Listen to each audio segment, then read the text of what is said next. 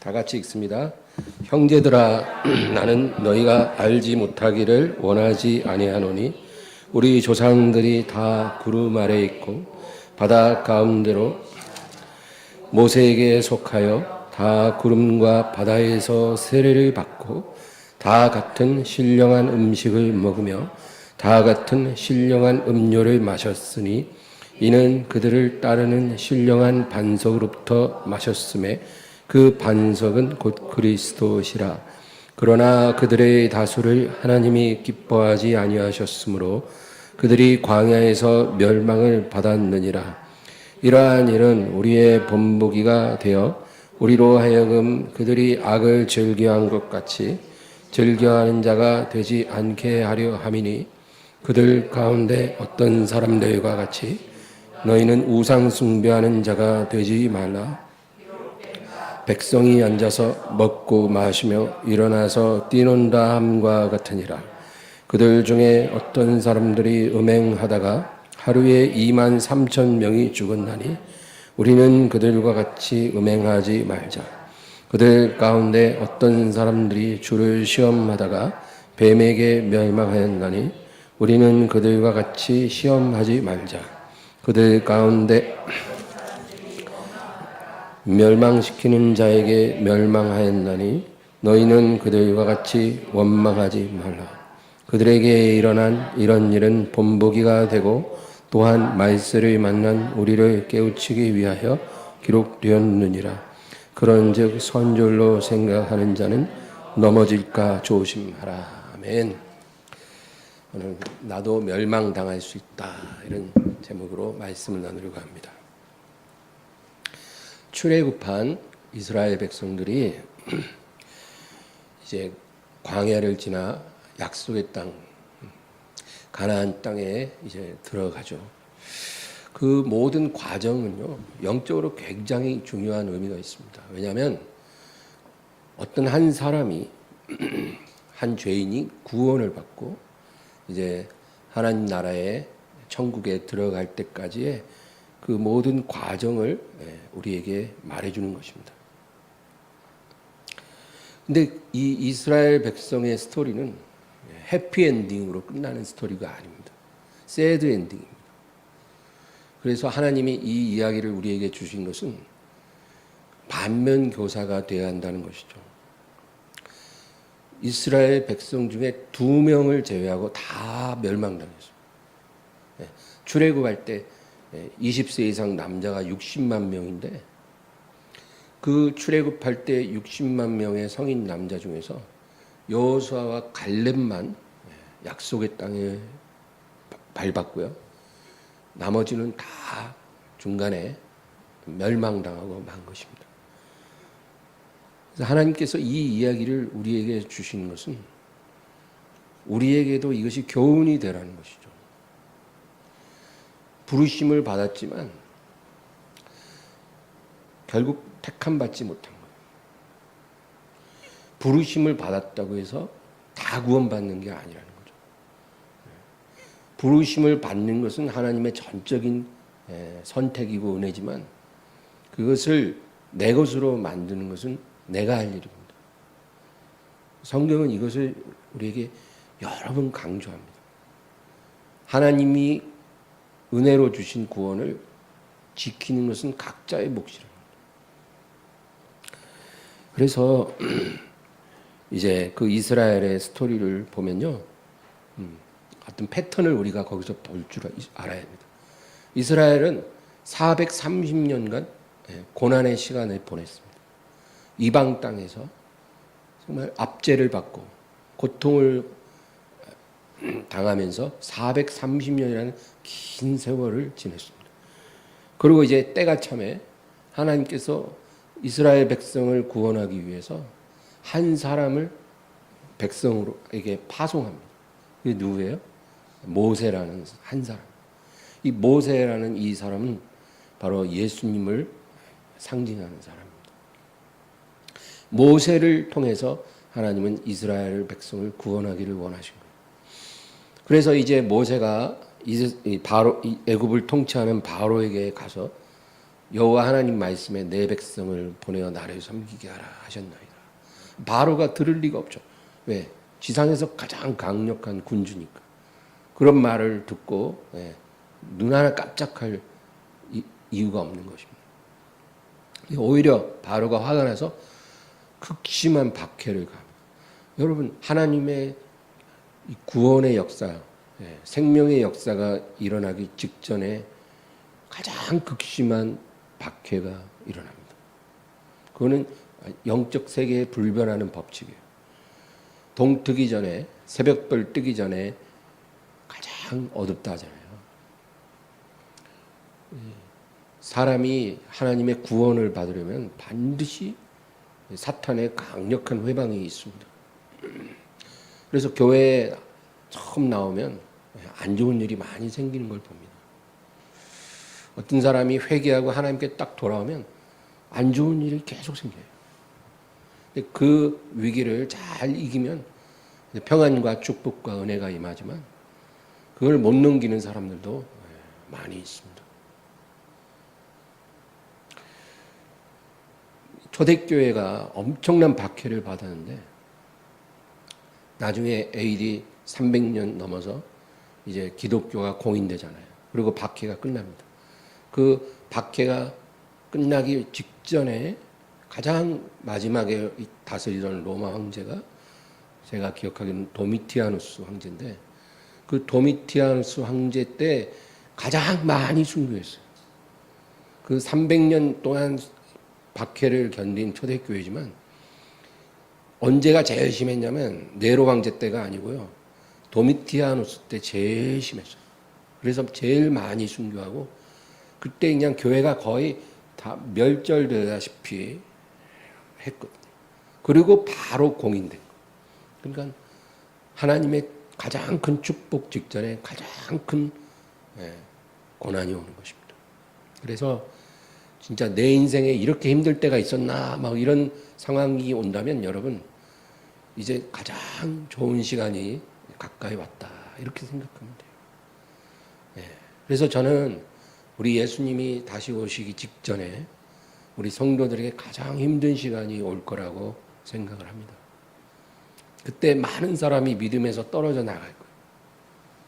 그리고 또 반대로 이제까지 하나님 없이 살던 사람들이 예수님을 믿게 되는 역사가 또 많이 일어나요. 마지막 순간에 문명이 뒤바뀌는 거예요. 그런 일들이 또 일어나게 될 것입니다. 그래서 이제 바로의 아주 극심한 박해가 있었고 그 다음에 하나님이 모세를 통해서 애굽의 10가지 재앙을 내리고 이제 바로가 이스라엘을 놓아줍니다.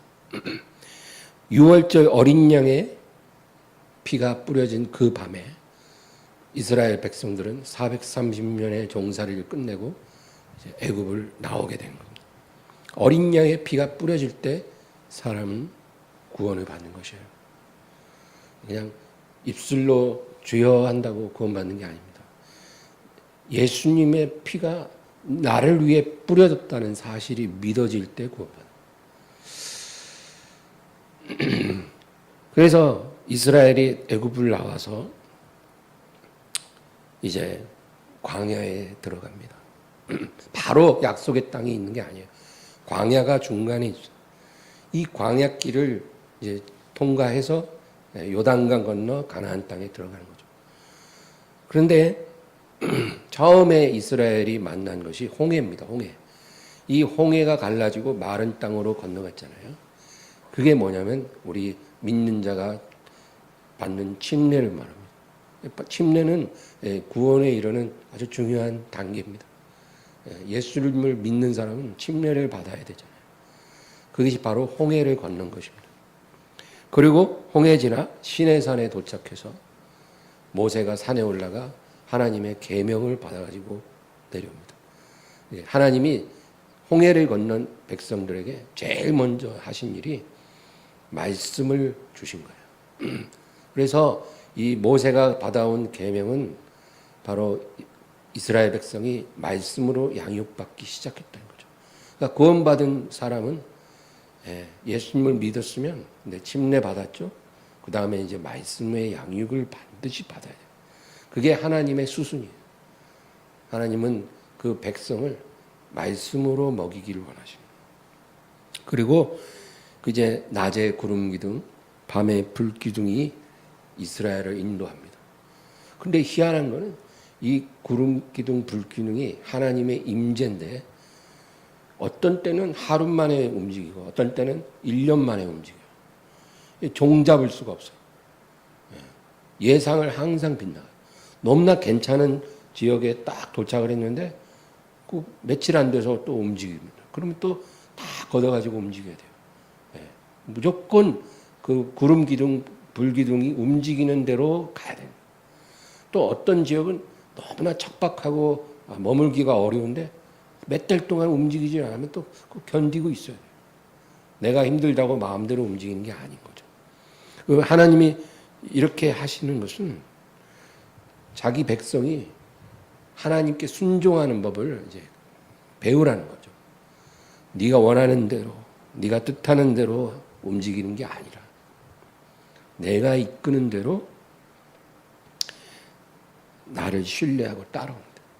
너의 인생의 진로는 네가 정하는 게 아니라 내가 정하는 것이다.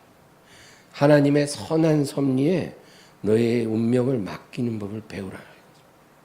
그래서 하나님의 자녀는 이 훈련도 반드시 받아요. 말씀으로도 양육받고 그다음에 성령의 인도하심을 순종하는 법을 배워가야 되는 거죠. 그렇게 하나님의 영적인 축복을 받았던 이스라엘 백성이 근데 결국은 약속의 땅에 들어가지 못하고 멸망당했다. 그겁니다. 완전 반전이에요. 이렇게 모든 은혜를 다 받아왔으면 이제 해피엔딩으로 끝나야 되잖아요. 근데 그게 아니에요. 결국은 다 못 들어가고 멸망당했더라는 거죠. 오늘 본문 5절 보겠습니다. 그러나 그들의 다수를 하나님이 기뻐하지 아니하셨으므로 그들이 광야에서 멸망을 받았느니라. 그들이 광야에서 멸망당한 이유가 뭐예요? 하나님이 기뻐하지 아니하셨다. 하나님이 왜 이스라엘 백성을 기뻐하지 않으셨을까요? 그들이 하나님을 믿지 않았기 때문에. 믿어야 되는데 믿지 않은 겁니다. 믿음이 약한 것이 아니고 믿음이 없었어요. 이게 문제입니다. 여러분 제가 지난번에도 말했지만 믿음이 약하다고 구원 못 받는 게 아닙니다. 하나님은 우리가 겨자씨 한 알만의 믿음에 있어도 그 믿음을 귀하게 보시고 우리 영혼을 어둠에서 빛으로 사망에서 생명으로 우리를 인도하시는 하나님. 우리 영혼이 영원한 멸망에서 영원한 생명으로 옮겨질 수 있어요. 겨자씨 한 알만큼의 믿음만 있어도. 그래서 믿음이 적다고 구원 못 받는 게 절대 아닙니다. 어제 믿었다고 그 사람이 구원 못 받는 게 아니란 말이에요. 성경 일독 못했다고 구원 못 받는 게 아닙니다. 기도 하루에 10분도 하기 힘들어한다고 구원 못 받는 게 아닙니다. 적은 믿음은 문제가 안 돼요. 근데 하나님이 이스라엘을 기뻐하지 않은 것은 그들에게 믿음이 없었던 거예요.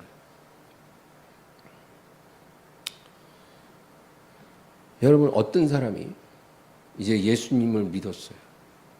그리고 이제 교회도 잘 다닙니다. 그리고 교회에서 침례도 받고 또 말씀으로 양육도 받고 심지어는 성령까지 받았어요. 그리고 교회에서 여러 가지 봉사도 하고 하나님을 오랜 세월 섬겼어요. 그런 사람이 구원받는 건 확실한 거 아니겠어요? 근데 구원을 받지 못했다는 거예요. 결국. 천국에 못 들어갔다고 한다면 여러분 얼마나 그 놀라운 사건입니까? 이런 상황이 지금 이스라엘 백성에게 일어났다는 거예요. 6절 보겠습니다. 이러한 일은 우리의 본보기가 되어 우리로 하여금 그들이 악을 즐겨한 것 같이 즐겨하는 자가 되지 않게 하려 함이니. 하나님이 이런 새드 스토리, 새드 엔딩 스토리를 우리에게, 이스라엘에게 이렇게 이루신 것은 우리에게 본보기가 되어 우리로 하여금 그들이 악을 즐겨한 것 같이 즐겨하는 자가 되지 않게 하려 함이라.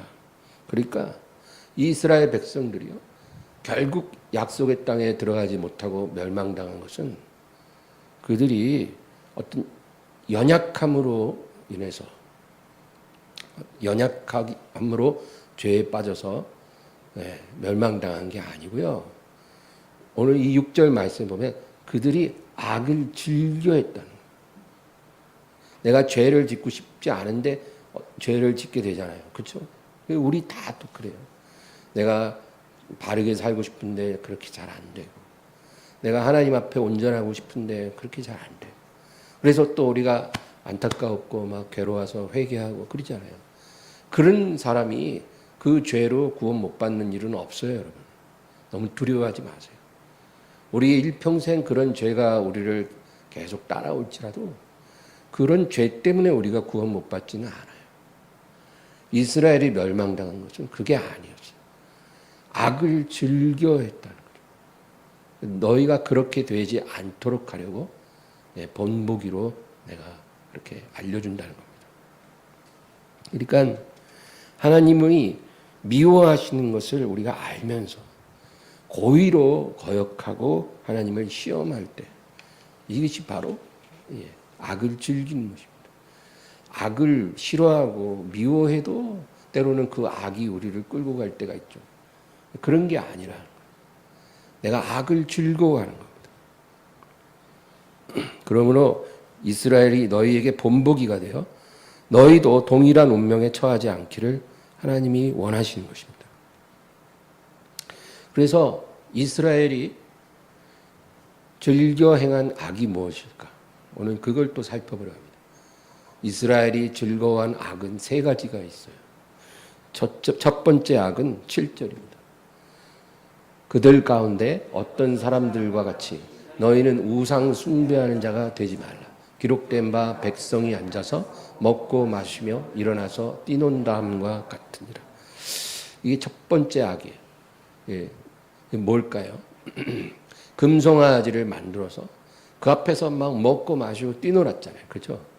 예. 모세가 산에서 늦게 내려오니까 이제 모세가 죽은 줄 알고 이게 우리를 인도할 여호와 하나님을 만들어내자는 거죠. 이게 참으로 뭐랄까, 이 우상숭배의 죄가요, 사실은 하나님을 알지 못하는 영적 무지의 죄와 똑같은 거예요. 사람들이 왜 우상을 숭배하냐면 하나님을 모르니까, 자기 관점에서 하나님을 만들어내는 거예요. 하나님에 대한 지식이 없으니까 자기 관점에서 신을 만드는 거예요. 그게 우상이에요. 그래서 우상을 숭배하는 거예요. 이스라엘 백성들은요, 하나님에 대한 지식이 없었어요. 왜냐하면 여호와 하나님은 말씀하시는 하나님이잖아요. 말씀으로 임하시는 하나님이에요. 근데 이 말씀의 하나님이라는 개념이 너무나 생소한 개념이에요. 왜냐하면 모든 이방인들은 그런 신을 섬기는 민족이 없어요. 다 자기들이 이렇게 금으로 녹여갖고 조각해서 만들고 나무와 돌을 깎아서 만들고, 그래서 자기들이 생각하는 어떤 신의 형상을 만들어 놓고 그 앞에서 제사를 드리고 먹고 마시고 뛰놀았거든요. 이것이 그 당시 사람들이 갖고 있는 어떤 신에 대한 개념이에요. 근데 여호와 하나님, 이스라엘의 하나님은 형상을 만들지 말라. 절대로 형상을 만들어서는 안 돼요.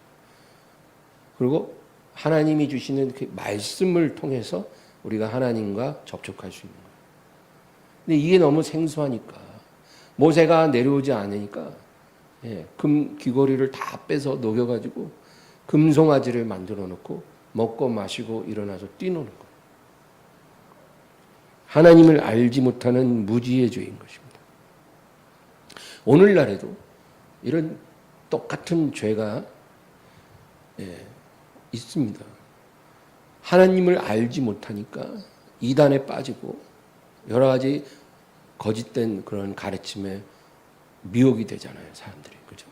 성경을 보는데 성경을 전혀 다르게 해석하고 완전히 이단으로 빠져버리는 사람들이 있잖아요. 근데 이 사람들이 뭐 자기가 이단으로 가고 싶다고 해서 가는 게 아니에요.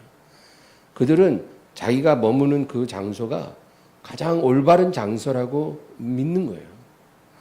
이전에 다녔던 교회는 잘못된 거고 지금 이 장소가 가장 올바른 신앙의 사람들이 모여 있는 곳이다. 그렇게 그들은 생각을 한 거죠. 그러니까 금송아지를 만들어 놓고 여호와 하나님이다 그러고 섬긴 이스라엘 백성이나 오늘날의 뭐 신천지라든지 여러 이단에 가서 거짓된 가르침에 미혹된 사람들이나 동일한 거예요. 그런 죄에 빠지면 거기서 못 빠져나오면 멸망당하는 거죠. 그 다음 두 번째 악은 8절입니다. 그들 중에 어떤 사람들이 음행하다가 하루에 2만 3천 명이 죽었나니 우리는 그들과 같이 음행하지 말자.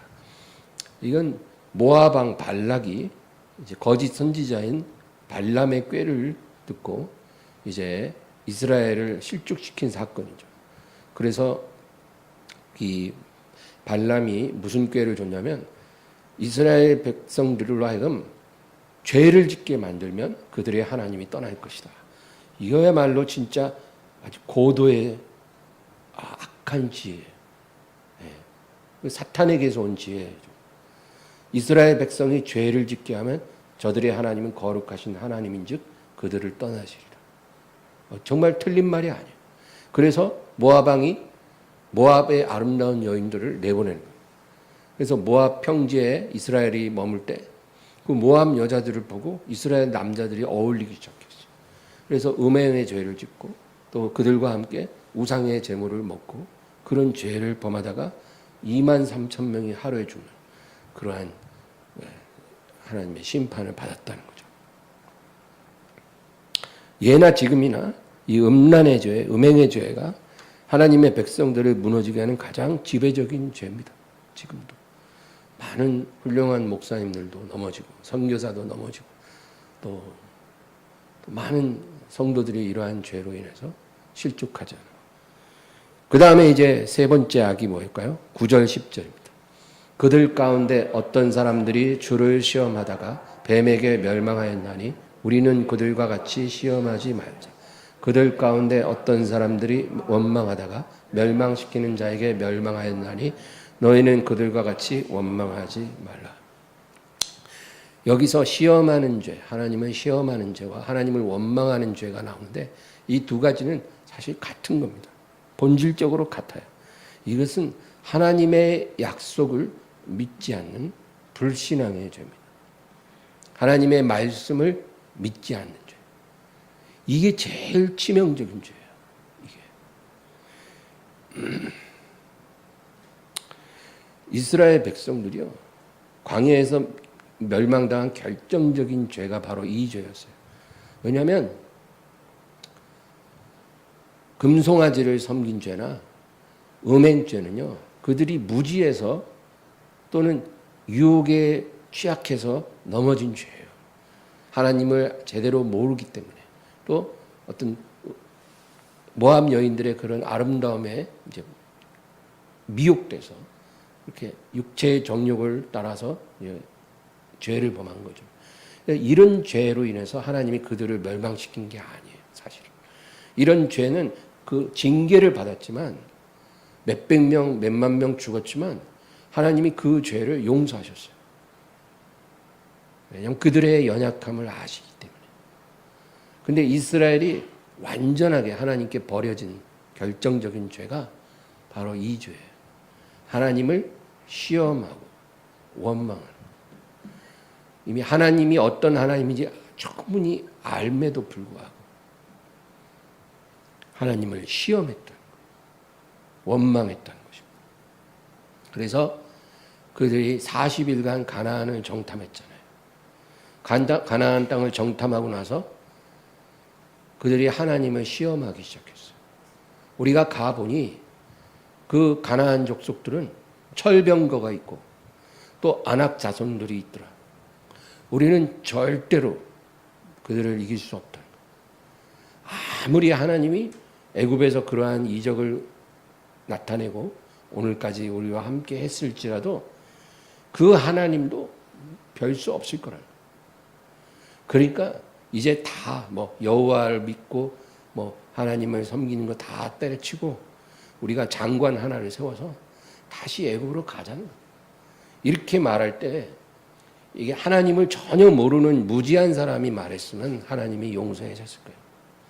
근데 이제 수년 동안 여호와 하나님이 어떤 하나님인지 충분히 하나님이 알려주셨거든요.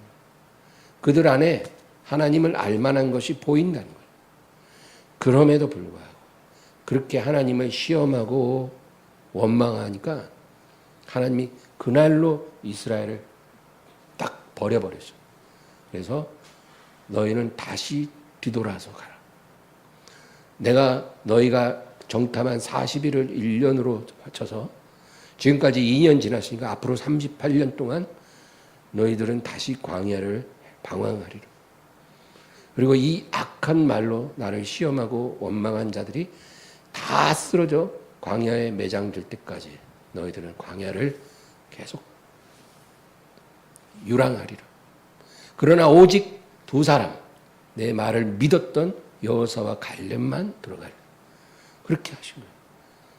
그러니까 이 세 가지 악 중에 세 번째 악, 하나님을 시험하고 원망한 것, 하나님을 충분히 알고 있으면서도 시험하고 원망한 이 악으로 인해서 이스라엘이 멸망했다는 거죠. 지금도 신자들 중에 이러한 사람들이 많습니다, 여러분. 예. 이거 옛날 이야기가 아니에요. 성경이 어디 옛날 이야기입니까? 하나님은 산자의 하나님이죠. 아브라함의 하나님, 이삭의 하나님, 야곱의 하나님.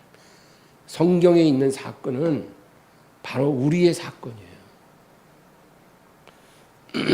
지금도 보면 교회를 다니고 신앙생활을 하지만 그 신앙이 신실하지 않은 사람들도 있어요.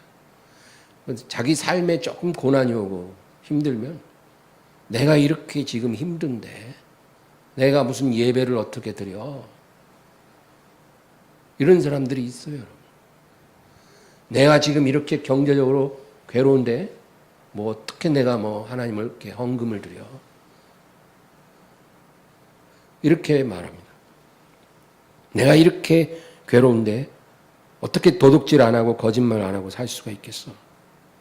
근데 그렇게 말하는 사람들은요, 그게 얼마나 하나님을 시험하고 불신앙하는 것인지를 깨닫지 못합니다. 11절, 12절 그들에게 일어난 이런 일은 본보기가 되고 또한 말세를 만난 우리를 깨우치기 위하여 기록되었느니라. 그런즉 선줄로 생각하는 자는 넘어질까 조심하라. 이 이스라엘 백성에게 일어난 이 비극적인 결말은 본보기가 되고 또한 말세를 만난 우리를 깨우치기 위해 기록돼. 특별히 역사의 마지막을 살아는 하나님의 백성들을 깨우치기 위해 기록됐다는 거예요.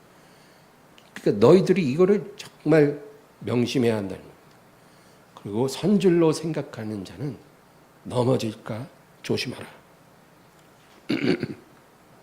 너희도 이 이스라엘 백성들처럼 비극적인 결말로 끝날 수 있다는 거예요. 너희가 구원의 모든 과정을 다 오랜 세월 겪어왔을지라도 그러나 너희도 만일 이 이스라엘의 백성이 즐겨했던 세 가지 악에 걸리고 그리고 그것에서 벗어나지 않으면 너희들도 똑같이 멸망당할 것이다. 선줄로 생각하는 자는 넘어질까 조심하라. 나는 목사인데 내가 40년 목회했는데 설마 내가 천국에 못 갈 일이 있겠어?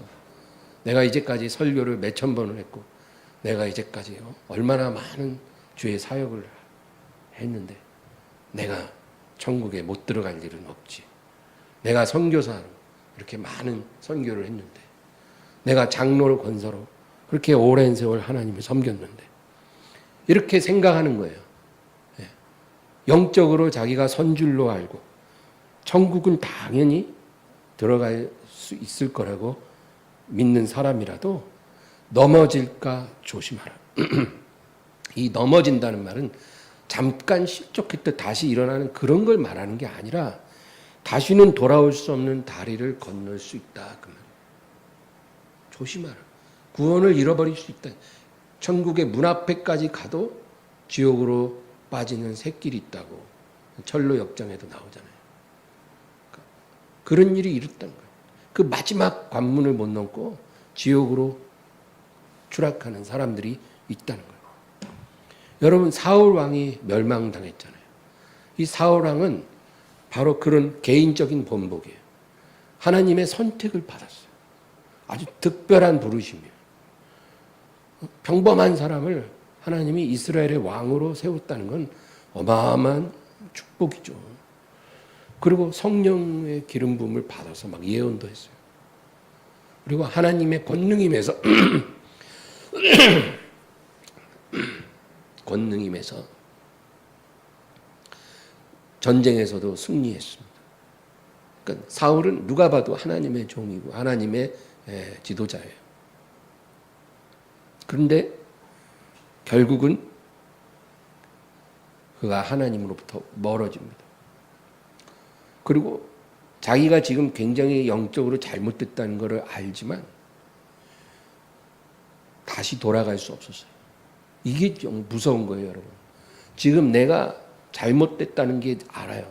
나 자신이. 영적으로 내가 지금 너무 잘못됐다. 그런데 회개를 하려고 해도 회개가 안 되는 거예요. 내가 원한다고 회개가 항상 가능할 거라고 믿지 마세요. 내가 지금 회개를 할 수 있는 거는 하나님이 회개할 수 있는 문을 열어주셨기 때문에 우리가 이렇게 매일매일 회개를 하고 또 용서의 은혜를 받는 거죠. 그러나 그 문이 닫히면 회개를 하려고 해도 회개가 안 되는 거예요. 회개를 안 하는 게 아니라 못 하는 거예요. 하나님이 회개의 은혜를 걷어버리면 회개를 하려고 해도 회개를 못 합니다. 그래서 선지자 사무엘이 이 타락한 왕을 위해서 밤새워 눈물로 중보기도를 했어요. 근데 하나님이 사무엘에게 뭐라 그래요? 너는 더 이상 사울을 위해 기도하지 말라. 내가 이미 그를 버렸노라. 하나님이 이미 버렸다는 거예요. 너가 중보해도 소용없다. 그리고 사울은 회개가 안 되었어요. 그러니까 회개가 안 되니까 영적으로 이제 완전히 귀신에게 억압되는 거죠. 그리고 그는 비참한 자살로 삶을 마쳤어요. 택함받고 귀하게 쓰임받았던 하나님의 사람이 완전히 버려져서 회개하려고 해도 회개가 안 되고 그리고 자살로 생을 마친 사람이 사울 왕이에요. 죄는 무서운 것입니다. 특별히 고의적으로 또 지속적으로 짓는 죄. 더 이상 회개하려고 하지 않고 그 죄를 나의 일부로 받아들인 그런 죄. 이런 죄는 아주 무섭다는 겁니다. 그래서 이스라엘이 이 세 가지 악 중에 마지막 세 번째 악이 제일 치명적이었고 그 세 번째 악, 하나님을 알면서도 고의로 시험하고 원망하고 불신앙한 죄. 이 죄 때문에 이스라엘 민족도 광야에서 다 멸망당하고 말았다. 그것입니다. 죄는 두 가지 차원이 있어요. 첫째는 부지 중에 짓는 죄입니다. 그러니까 내가 죄인 줄 모르고 이렇게 어떤 죄를 범하는 거예요. 그리고 나중에 이제 깨닫고 회개하는 그런 죄들. 이런 죄는 어쩌면 우리가 매일 지어요. 대부분 이런 죄는 말로 짓습니다. 친구랑 만나서 대화를 했어요. 근데 하고 났는데 이제 집에 와서 저녁에 기도를 하는데 오늘 내가 말한 것 중에 참 교만하게 말한 게 있더라는 거죠. 내가 어리석게 말한 게 있더라는 거예요. 누군가에 대해서 내가 험담을 했다든지 뭐 여러 가지 내가 입술로 오늘 지은 죄들이 깨달아진 거예요. 그러면 하나님 앞에 하나님 제가 오늘 친구랑 만나서 이야기하다가 제 입술로 여러 가지 부끄럽고 좋지 않은 죄를 범했습니다. 하나님 그 어리석은 입술의 죄로 용서해 주옵소서. 우리가 이런 회개를 매일 하잖아요. 그렇죠? 그런 죄를 말해요. 죄를 지을 때는 죄인 줄 모르고 이렇게 했는데 내가 그 후에 죄인 줄 알게 되는 그런 죄. 또 연약해서 짓는 그런 죄도 있어요. 베드로가 지은 죄가 그런 거예요. 베드로는 정말로 예수님을 배반하고 싶지 않았어요. 그리고 자기 목숨을 바쳐서라도 예수님을 지키고 싶었어요. 이 베드로의 이 진정성이 있었다는 거죠. 그러니까 가룟 유다하고는 아예 차원이 다른 거예요.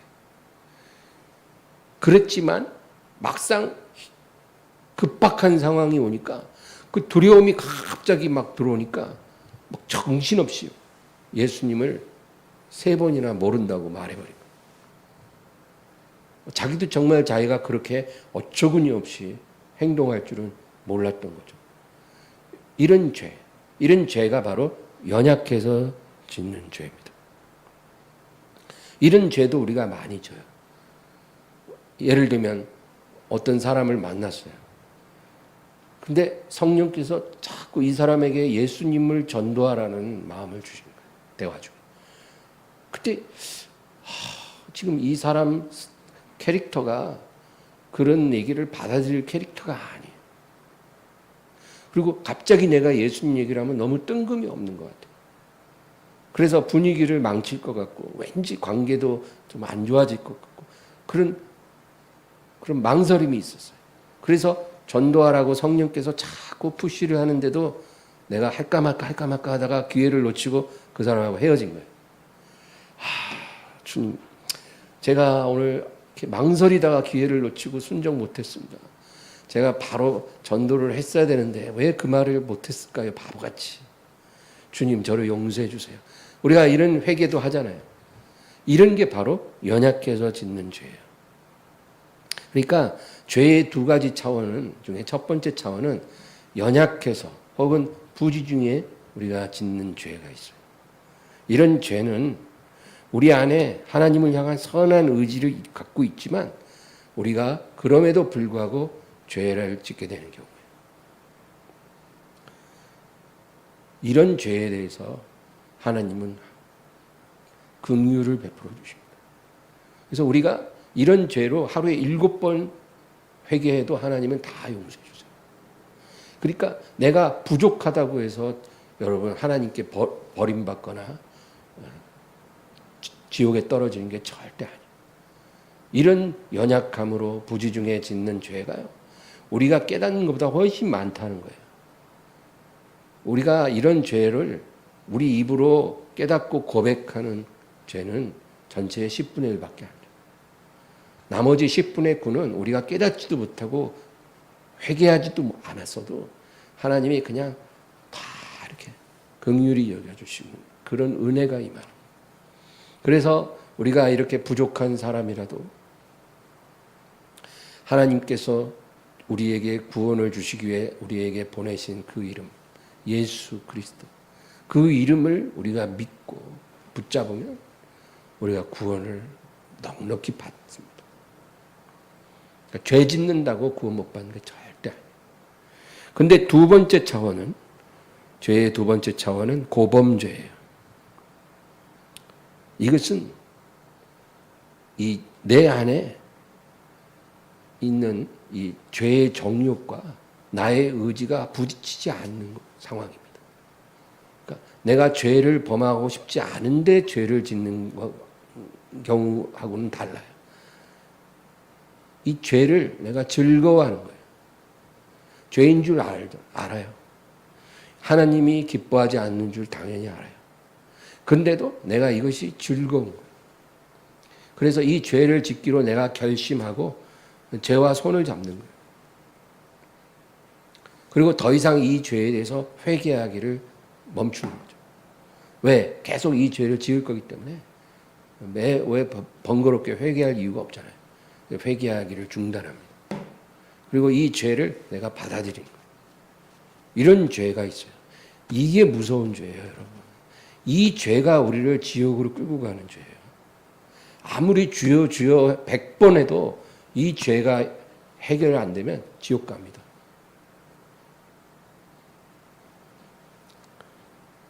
첫 번째 차원의 죄는 우리의 구원을 위태롭게 하지 않지만 두 번째 차원의 죄는 우리가 스스로 죄를 선택하고 그 안에서 즐거워하기 때문에 이 죄에서 벗어나지 않으면 우린 구원받지 못합니다. 고린도전서 6장 9절 10절 시작. 불의한 자가 하나님의 나라를 유업으로 받지 못할 줄을 알지 못하느냐. 미혹을 받지 말라.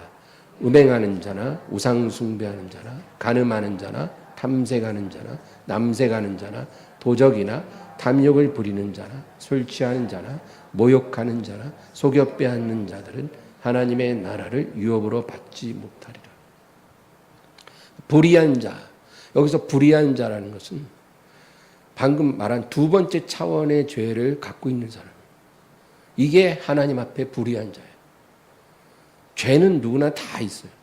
근데 불의한 자는 죄를 즐거워하는 사람. 이런 사람은 하나님의 나라를 유업으로 받지 못합니다. 근데 우리가 이렇게 살면서도 내가 예수님을 믿기만 하면 구원을 잃어버리지 않는다라고 말하는 사람들이 의외로 많아요. 그러니까 그런 거짓된 가르침에 미혹을 받아서는 안 된다. 그리고 그 밑에 대표적인 죄들이 쭉 나오잖아요. 근데 저런 죄를 어쩌면 우리들도 지을 수 있잖아요. 다윗과 같이 음행하는 죄를 범할 수도 있어요. 또 술 취하는 죄를 범할 수도 있잖아요. 내가 술 취하고 싶지는 않은데 오늘 회식 갔다가 그냥 하도 부장님이 권해갖고 한 잔만 딱 마시고 이제 말해야지. 그리고 마셨는데 너무 맛있었어. 그리고 분위기가 너무 좋았어. 그래갖고 한 잔만 더 먹자. 근데 그 다음부터 갑자기 그 텐션이 탁 풀어진 거예요. 그리고 3잔, 4잔 해갖고 완전히 취해버렸어. 아, 미치겠다. 아이고, 나 지옥 가는 거 아니야. 주여, 어떡합니까? 그럴 수도 있다는 거죠. 근데 우리가 그렇게 죄를 범하는 거는 괜찮다는 거예요. 그게 잘못이 없다는 게 아니라 회개하면 되는 거예요. 우리의 무지함과 어리석음과 연약함으로 넘어지는 거는 회개해서 일으켜 세움 받으면 되는 거예요. 근데 여기서 말하는 거는 이런 죄를 내가 아예 받아들이기로 그렇게 결심한 거예요. 그리고 이런 죄 가운데 사는 삶을 즐거워하는 거예요. 이런 사람은 교회 50년을 다녀도 천국에 못 들어간다. 그 얘기예요. 로마서 2장 4절 5절. 혹 네가 하나님의 인자하심이 너를 인도하여 회개하게 하심을 알지 못하여 그의 인자하심과 용납하심과 길이 참으심이 풍성함을 멸시하느냐. 다만 내 고집과 회개하지 아니한 마음을 따라 진노의 날 곧 하나님의 의로우신 심판이 나타나는 그날에 임할 진노를 내게 쌓는도다.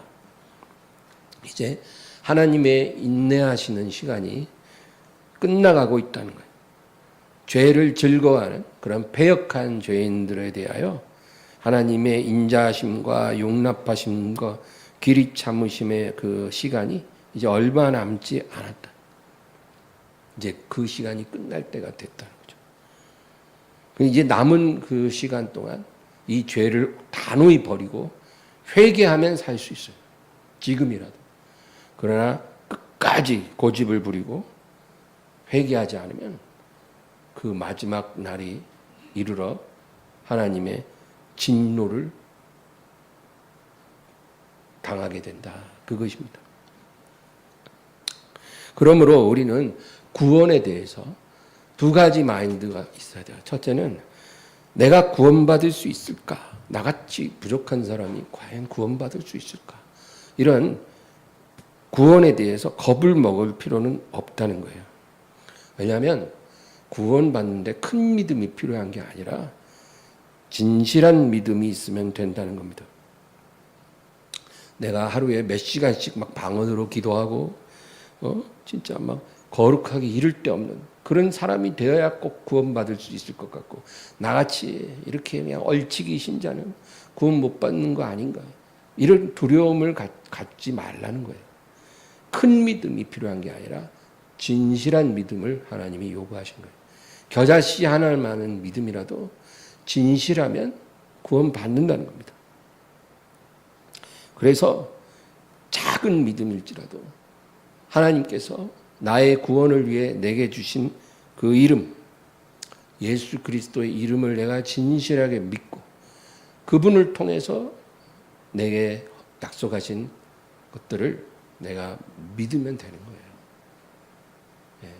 예수님을 믿으면 그분을 통해서 우리가 천국에 들어갈 수 있을 줄 믿습니다. 내 죄가 깨끗함 받은 줄 믿습니다. 내가 하나님의 인자하심과 자비하심으로 인도될 줄 믿습니다. 우리가 이런 믿음은 있잖아요. 어린아이 같은 믿음이에요. 그 어린아이 같은 믿음이라도 진실하면 구원받는다 그거예요. 그러나 두 번째 구원에 대해서 우리가 가져야 될 마인드가, 구원을 너무 쉽게 생각하고 오만함을 가지지 말라는 것입니다. 이게 뭐냐면, 내가 목사니까 뭐 당연히 구원 받은 거지. 내가 상을 얼마나 받을지는 모르겠지만 천국에 들어가는 거야 뭐 따놓은 당상이지. 우리가 이제 이런 식으로 지나치게 구원을 자신하고 그렇게 하면서 악을 즐기고 불법을 행하는 삶을 사는 그런 사람들이 많거든요. 정말 많아요. 제 주변에도 많아요.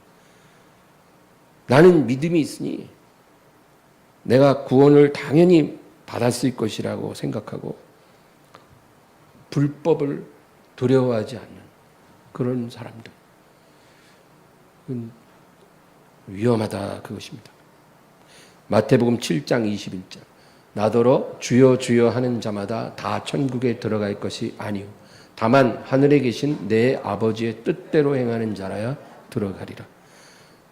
주여 주여 하는 사람들이 뭐예요? 예수님의 이름을 믿는 사람들, 예수님의 이름을 부르는 사람들이에요. 근데 그런다고 해서 구원이 당연한 게 아니라 구원 못 받을 수 있는 거예요. 왜? 하나님 아버지의 뜻대로 행하지 않으면 너의 삶 속에 있는 불법을, 패역한 그러한 불신앙을 네가 버리지 않는 한 너는 천국에 들어갈 수 없다. 아버지의 뜻대로 행한다는 게 무슨 완전한 행위를 해야 된다는 말이 아니라 하나님이 미워하시는 것들과 계속 싸우라 그 말입니다. 하나님이 미워하는 것들과 싸워야 되는 거예요. 싸움에서 때로는 질 수도 있죠, 순간적으로. 그래도 계속 싸워 나가라는 거예요. 너의 그 신앙 양심을 무디게 하지 말라는 거예요. 예민한 신앙 양심을 갖고 계속 싸우라는 거예요. 하나님이 미워하시는 것들과 죄와 싸우라는 거예요. 그래서 내가 비록 그 죄와 싸워서 이기지 못해 하루에 7번을 회개하는 한이 있어도 계속 싸우라는 거예요. 회개하는 게 너무 지겨워서 내 마음이 너무 힘들어서 이제 회개 못하겠다. 그럼 이제 나는 이 죄를 받아들여야 되겠다. 어쩔 수 없는 거다. 이런 식으로 포기하지 말라는 거예요. 알코올 중독자도 싸우는 걸 포기하면 지옥 갑니다. 알코올 중독자가. 근데 알코올 중독자가 이 싸우는 거를 하나님이 미워하는 이 알코올 중독에서 내가 벗어나야 한다는 이 믿음을 갖고 계속 싸우면 천국 가요. 예수님 안에서. 비록 그 사람이 술을 완벽하게 못 끊은 상태라 해도 오늘 밤에 예수님 오시면 천국 갑니다. 술 다 못 끊었으니까 못 갈 거다. 그렇지 않아요. 똑같은 2명의 알코올 중독자라도 한 사람은 싸우기를 포기한 사람이 있고 한 사람은 계속 싸우는 사람이 있어요. 이 사람도 술 계속 아직 못 끊은 상태. 그런데도 이 사람은 지옥 가고 이 사람은 천국 가요. 하나님이 보시는 게 바로 그런 부분이에요. 싸우라는 거예요. 계속 싸워야 된다. 이 싸움을 포기한 신자들이 대부분을 차지한 교회가 사대교회였어요. 계시록 3장 1절입니다. 사대교회의 사자에게 편지하라. 하나님의 7영과 7별을 가지신 이가 이르시되 내가 내 행위를 아노니 내가 살았다 하는 이름은 가졌으나 죽은 자로다. 이 사대교회의 성도들은 참으로 주님이 뭐라 그래요? 살았다는 이름은 가졌으나 죽은 자라. 겉으로는 멀쩡한 크리스찬들인데 너희들은 다 영적으로 죽었다는 거예요. 근데 너희들이 죽은 이유가 뭐냐면 예수님이 뭐라 해요? 내가 너의 행위를 안다. 그러니까 교회도 열심히 다니고 모이기도 잘 모이고 예배도 잘 드려요, 겉으로는. 근데 그들의 행위, 그게 뭘까요? 하나님이 미워하시는 것을 즐거워하는 거예요. 싸우지 않고 즐거워합니다.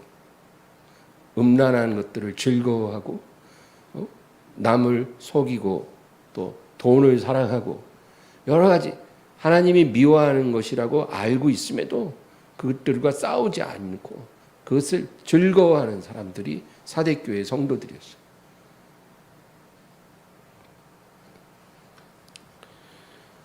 야고보서 2장 20절입니다. 아 허탄한 사람아 행함이 없는 믿음이 헛것인 줄을 알고자 하느냐. 26절에 영혼 없는 몸이 죽은 것 같이 행함이 없는 믿음은 죽은 것이니라. 성경이 얼마나 우리에게 명확히 말해줍니까? 그냥 주여 주여 하고 내가 그 이름 부르고 믿으면 그게 믿음이고 그게 구원이다 이렇게 생각하고 행위는 아무렇지도 않게 생각하는 그런 사람들이 그런 사람들에게 경고하는 거예요. 미혹을 받지 마라. 허탄한 사람아 그렇게 말합니다. 영혼 없는 몸이 죽은 것 같이 행함 없는 믿음은 죽은 것이라. 순종이 없는 믿음, 죄와 싸우지 않는 믿음은 죽은 믿음이라는 거예요. 이 믿음은 절대로 자기를 구원하지 못합니다. 그래서 여러분 이제 주님께서 그 비유를 하셨잖아요. 두 집이 있다는 거예요. 집이.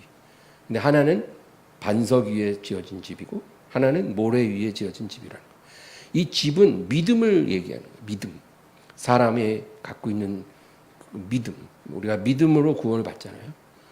그래서 우리가 이 믿음의 집을 짓는 건데 반석 위에 세워진 집과 모래 위에 세워진 집이 있다는 거예요.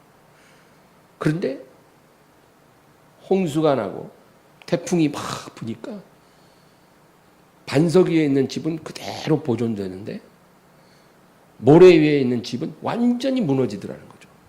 예수님이 이 비유를 어디서 하셨냐면 마태복음 7장에서 했어요. 마태복음 7장. 마태복음 7장에 보면 아까 제가 얘기한 거 있죠. 나더러 주여 주여 하는 자마다 다 하나님 나라에 들어가는 것이 아버지의 뜻대로 행하는 자라야 들어가리라. 그 거짓 선지자들이 주님 앞에 주여 주여 우리가 주의 이름으로 선지자 노릇하며 많은 일을 행했습니다. 근데 예수님이 그들을 책망하시잖아요. 아버지의 뜻대로 행하는 자라야 들어가리라. 바로 그 말씀한 다음 구절에 이어지는 비유예요.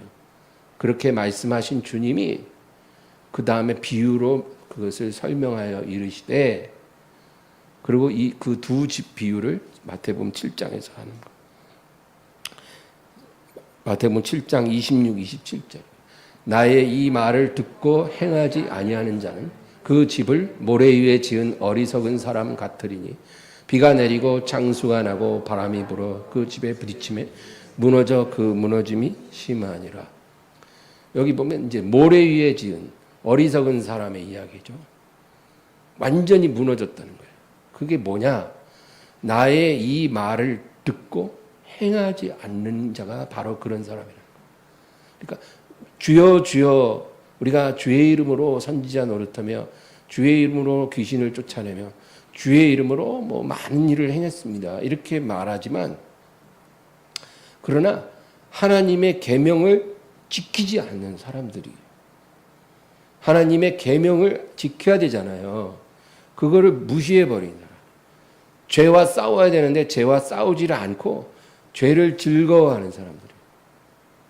이런 사람들이 바로 홍수가 나고 태풍 불 때 완전히 그 믿음이 무너져 버린다는 거예요. 자기를 구원하지 못한다는 거예요. 그 믿음이.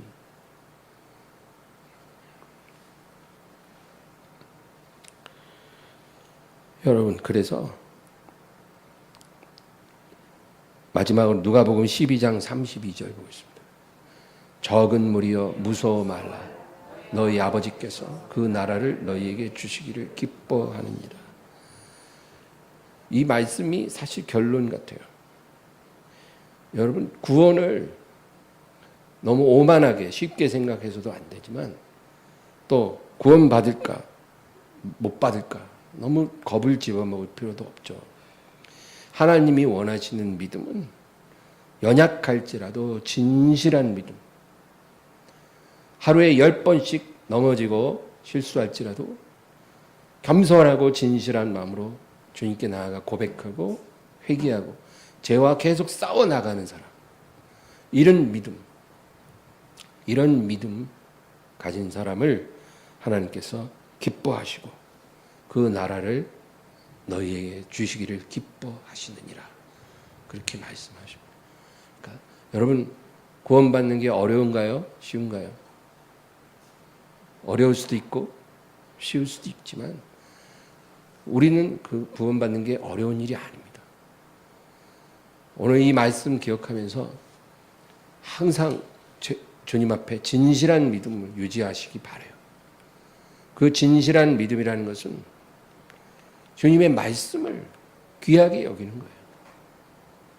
그래서 말씀은 두 가지 종류가 있잖아요. 하나님이 주신 약속의 말씀이 있고 계명의 말씀이에요. 말씀을 지키려 할 때는 이 두 가지 차원이에요. 약속의 말씀은 믿어야 되고 계명의 말씀은 지켜야 되는 거예요. 이 두 가지 명심하고 연약한 가운데서도 최선을 다하면 여러분, 그 사람은 하나님이 반드시 구원하시고 그 나라를 우리에게 주실 것입니다. 이 믿음으로 승리하시기를 바랍니다. 하나님 아버지 감사합니다.